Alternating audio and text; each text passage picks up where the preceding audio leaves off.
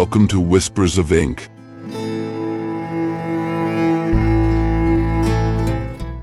I'm Machado de Assis, and now I will read one of my stories. Let's start with the book The Cousins of Sapucaia, which is part of my novels collection.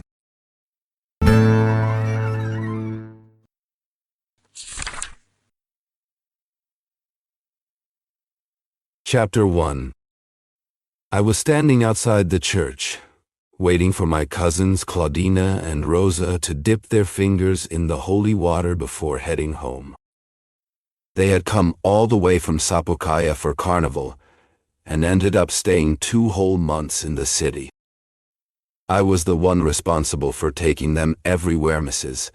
Theaters, shopping on Rua de Ouvidor because my mother, with her bad rheumatism, could barely walk around the house. And the girls didn't know how to go anywhere alone. Sapucaia was the place we both called home, even though our family had long scattered. That's where the roots of our family tree began. My uncle José Ribeiro, the father of Claudina and Rosa, was the only one among 5 brothers who stayed behind, farming the land and getting involved in local politics. I came to the capital when I was young, and later went to São Paulo to study law and become a lawyer. I returned once to Sapucaia to run for office, but I lost badly. Now you might wonder why I'm telling you all this. Honestly, none of it is really needed to understand what happened next. But sometimes, when you don't know exactly how to start a story, it helps to say anything just to get going. I don't see a big door or a small one to walk through, so I'll let my pen wander a bit until it finds its way. Something will come up, I'm sure. Everything depends on the moment, which is true not just for writing but for life itself. One word pulls another along, an idea brings another, and that's how books are written, governments formed, or revolutions sparked. Some even say that's how nature created its species. So back to the holy water and the church door. It was St. Joseph's Church. The Mass had just ended. Claudina and Rosa made the sign of the cross on their foreheads, with wet thumbs staking off their gloves, just for that little gesture. Then they fixed their shawls while I stood by the entrance, watching the ladies leave the church one by one. I was suddenly seized by a shiver, an impulse I couldn't control. I leaned forward, stepping almost out into the street. Something wrong, cousin? No. Numero, it was just a lady, I replied, my voice low. She passed close by the church, walking slowly, head down, leaning on her little sunshade. She went up Rua da Misericordia. To explain my sudden reaction, I must say this was only the 2nd time I had seen her. The first was 2 months earlier, at Prado Fluminense, where she walked with a man, possibly her husband, maybe even her father. She wore bright red, flashy decorations, and earrings too thick for good taste. Still, her eyes and mouth made up for it all. We exchanged glances, long and open.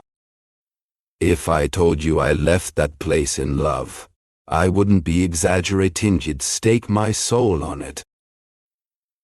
I left dizzy, but also heartbroken. I lost sight of her in the crowd, and never found her again. No one could tell me who she was. Now imagine how I felt seeing fortune finally bring her back into my path, only to have distant relatives from Sapucaia block my way. You can probably guess how frustrating that was. After all, if you haven't met these kinds of cousins yourself, you've surely heard of them. They come in many shapes and forms. Sometimes they act like that informed gentleman who knows everything about the latest cabinet, crisis the causes, secret or public, old grudges, new interests, conspiracies, and the whole mess. Other times, they become the serious citizen who tells you, with a stiff posture and buttoned coat, that laws mean nothing without customs. Nisi leg sine moribus. And sometimes, they turn into that gossip on every corner, keeping track of every ribbon and lace worn by ladies at the ball or theater. And while all this is happening, opportunity walks by slowly, head down, leaning on her tiny parasol. She passes. She turns the corner. And then goodbye. The ministry was falling apart. Malinas and Bruxellas. Nisi legesine moribus. I almost told the cousins to go home. We lived on Rua do Carmo, not far at all, but I changed my mind. Even when we got outside, I thought about leaving them at the church while I went looking for my mystery woman. I even think I stopped for a second, but then I dropped that idea too, and just kept walking. We walked in the opposite direction from where she was. I looked back many times, until I lost sight of her around a corner. She had her eyes on the ground like someone deep in thought, or waiting for someone at a set time. I won't lie, this last idea made me feel jealous. I'm not the kind of man who shares. I would make a terrible lover for a married woman. It didn't matter that there was nothing real between me and this lady, just a brief moment of admiration. But since my heart had gone out to her, the idea of sharing her with anyone else upset me deeply. I have a wild imagination, too. I invented a whole story in my head, giving her a secret admirer, and let myself feel pain without reason or cause. The cousins walked ahead, talking now and then, but I barely answered, if at all. In truth, I disliked them intensely at that moment. When we reached my door, I checked my watch as if I had somewhere else to be. Then I told the cousins to go up and start lunch without me. I ran to Rua da Misericordia. First, I went all the way to the medical school, then came back down toward the House of Representatives, walking slower now, hoping to see her at every turn. But there was no sign of her. Wasn't that crazy? Still, I climbed the street again because I realized that walking slowly like this, I wouldn't even reach halfway down Praia de Santa Luzia if she hadn't stopped earlier. So I went again up the street and along the beach until I reached the convent at Ajuda. I found nothing. Not a trace. But I didn't give up hope. I turned around and started back, sometimes walking fast, sometimes slow, depending on whether I thought I might still catch her ahead, or that she might come out of some house nearby. I kept imagining the lady over and over again, and every time I did, my whole body shook with excitement. It felt like I was about to see her any minute. I understood how crazy people must feel. But nothing happened. I walked down the street and couldn't find a single sign of her. Lucky dogs, who can find their friends just by smell. Maybe she was close by, inside one of these houses, perhaps even her own. I thought about asking someone, but who could I ask, and how? A baker leaned against his doorway and watched me closely. Some women did the same, peeking through the windows. They probably thought I was suspicious, a man walking slowly or quickly, looking around too much, acting nervous and confused. I let myself walk all the way to the House of Representatives and stopped there for about 5 minutes, not knowing what else to do. It was almost noon. I waited 10 more minutes, then 5, hoping to see her. Finally, I gave up and went to lunch. I didn't go home. I didn't want to see those devilish cousins of mine who had stopped me from following the mysterious lady. I went to a hotel instead. I picked a table at the far end of the dining room and sat with my back to the other guests. Didn't want to be seen or bothered. I started eating whatever they brought me. I asked for some newspapers, but I admit I couldn't read anything straight through. I only understood about 3/4 of what I was reading. In the middle of a news story or an article, my mind would wander off, and I'd find myself again on Rua da Misericordia. Outside the church, watching the unknown lady walk by slowly, head down, leaning gently on her small sun hat. The last time this happened, I was already in the cafe and reading a parliamentary speech. Then once again, I saw myself standing in front of the church door. I imagined that my cousins weren't there with me, and that I was quietly following the beautiful lady. That's how people comfort themselves after losing the lottery. That's how broken dreams are fed. Don't ask me for more details, or for everything that led up to our meeting. I always knew dreams didn't care about neat lines or perfect details. They're happy with just a few rough strokes, as long as they show something real. My imagination jumped over the awkwardness of our first words and flew straight to Rua do Lavradi, also known as Rua dos Invalidos do Adriana's very own house. Her name is Adriana. She hadn't come to Rua da Misericordia for love, but to visit someone, a cousin maybe, or a godmother, or even her seamstress. She saw me and felt the same surprise. I wrote to her. She answered. We found each other through a crowd of moral rules and dangers. Adriana is married. Her husband is 52 years old. She's barely 30. She never loved anyone, not even him. She married him only to obey her family. And so, I was the one who taught her both love and betrayal at the same time. That's what she tells me now here in this little house I rented outside town, just for us. I listened to her, lost in emotion. I wasn't wrong about her. She is passionate and loving, exactly how her eyes had promised eyes like Juno's, big and round. She lives for me, and because of me. We write every day. And yet, when we meet again in our little house, it feels like ages have passed between us. I think, in truth, it's her heart that teaches me something, even though I'm new to all this. Maybe because I'm new. In love you forget what you know, and ignorance becomes wisdom. Adriana hides nothing. She doesn't hide her joy or her tears. She writes exactly what she feels, tells me everything.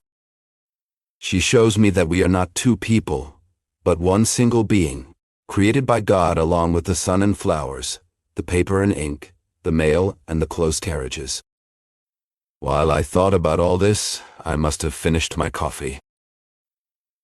I remember the servant coming to the table and taking away the cup and sugar bowl. I don't know if I asked him for a light, but probably he saw me holding my cigar and brought me matches. I can't swear to it, but I think I lit the cigar.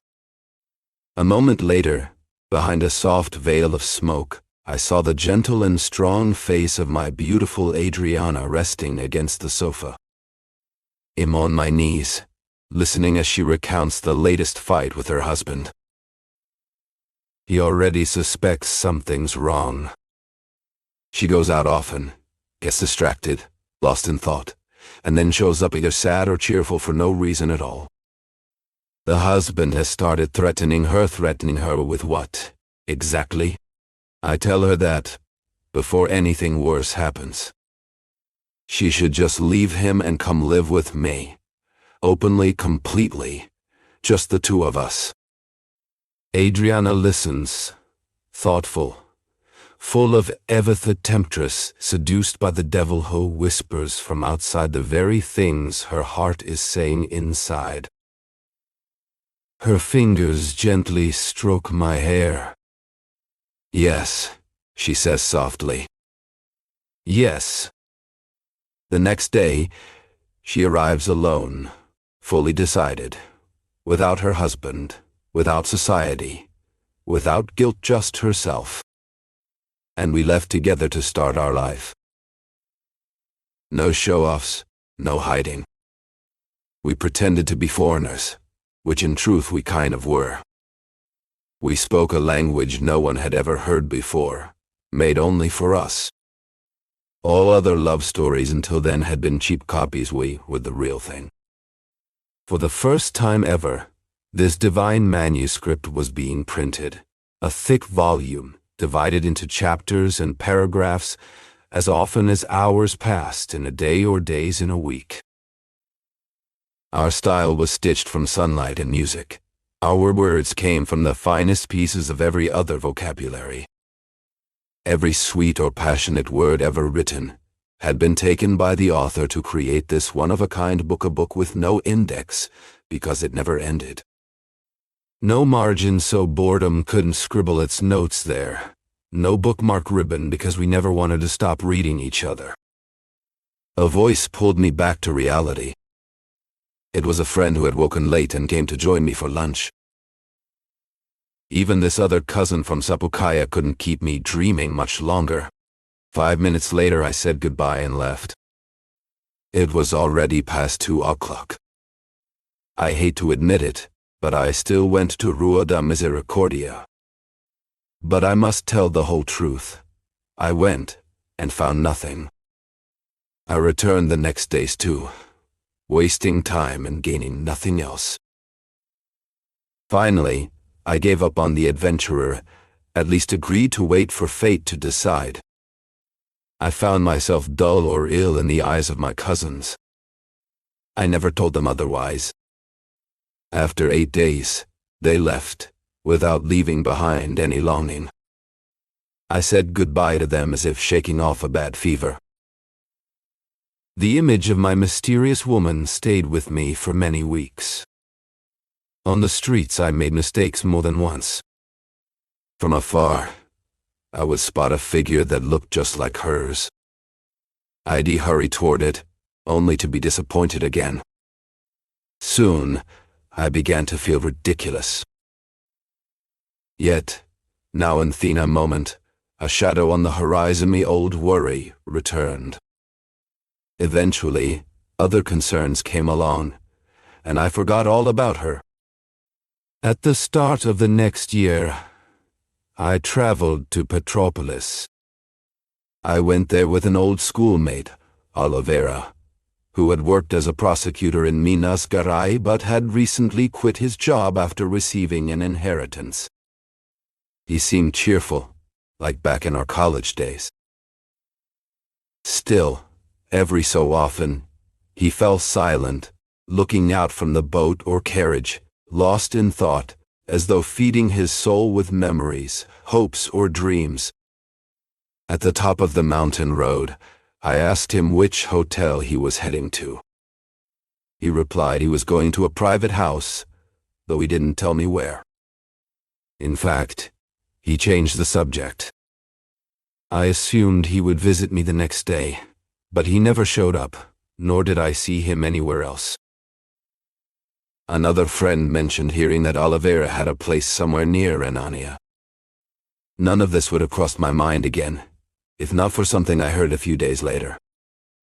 Oliveira had taken another man's wife and fled with her to Petropolis.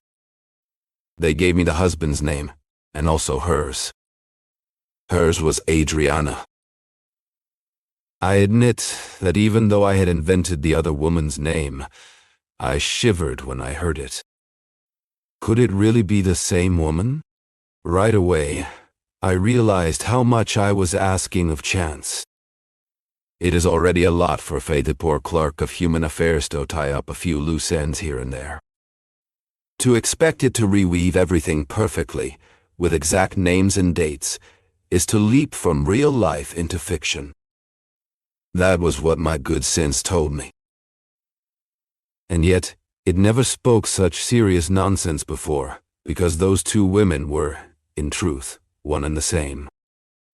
I saw her again 3 weeks later, when I went to visit Oliveira, who had come back from the capital looking unwell. We traveled up together the day before. Halfway through the mountain road, he started feeling sick. By the time we reached the top, he had a fever. I rode with him in the carriage all the way to his house, but I didn't go inside because he told me not to bother.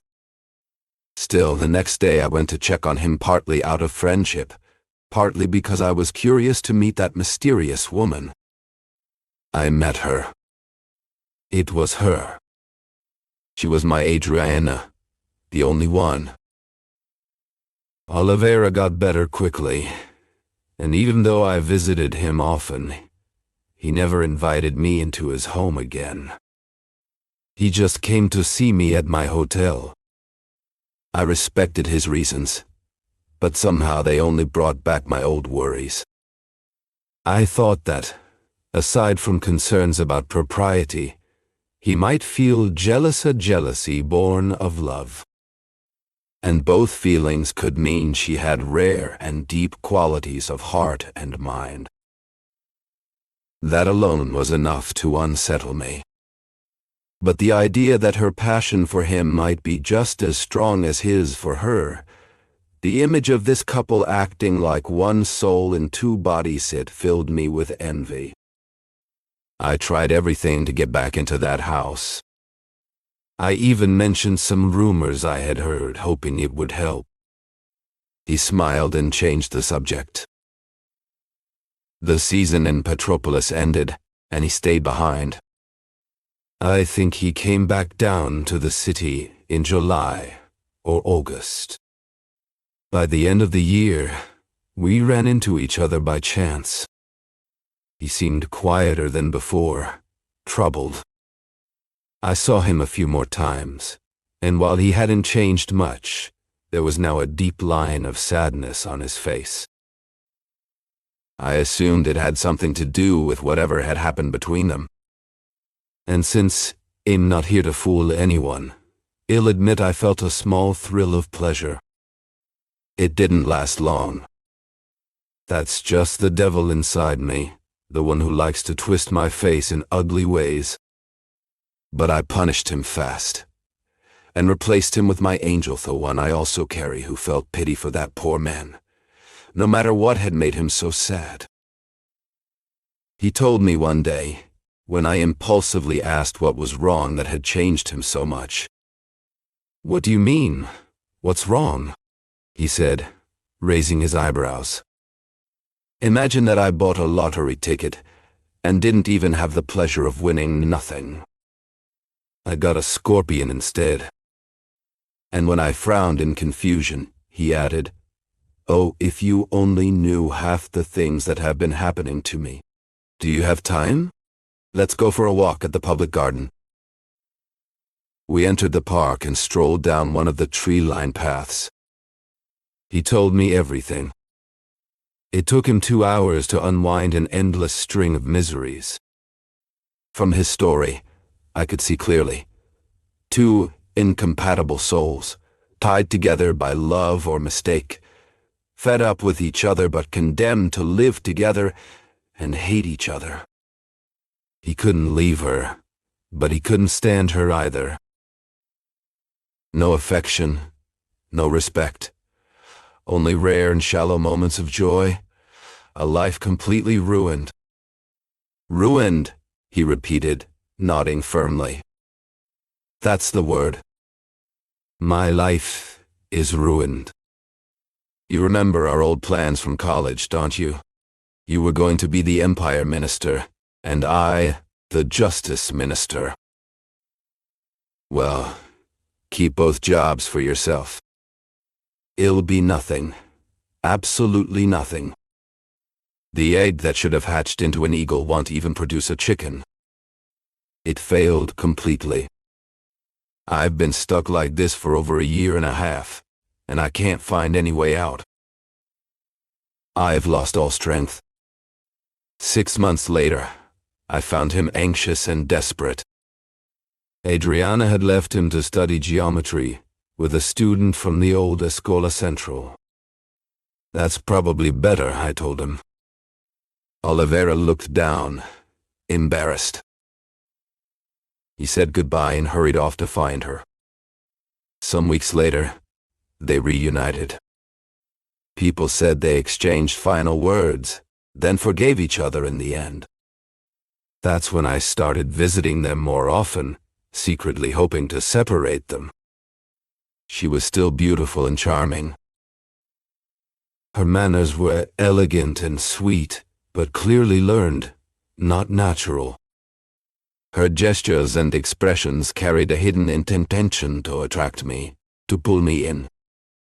I felt afraid and kept my distance. She didn't care. She took off her lace shawl and showed her true self. That's when I saw it clearly. She was fierce, manipulative, unfair, often crude. At times, I even noticed a cruel streak in her. Oliveira, during the early days, tried to make me believe he had lied or exaggerated by pretending to laugh at all if it was his way of hiding his shame for being weak. But he couldn't keep up the act forever. One day, without mercy, she ripped the mask right off, exposing all the humiliation he endured whenever I wasn't around. I felt disgusted by her, and sorry for that poor man. I openly urged him to leave her. He hesitated but promised he would. "Yes, I really can't go on like this," he said. We made plans for everything. But when the moment finally came to walk away, he couldn't do it. She locked her big, bull-like basilisk eyes onto his again, pulling him back in, and this time. My dear cousins from Sapucaia. This time she only let go once she had left him completely drained and broken.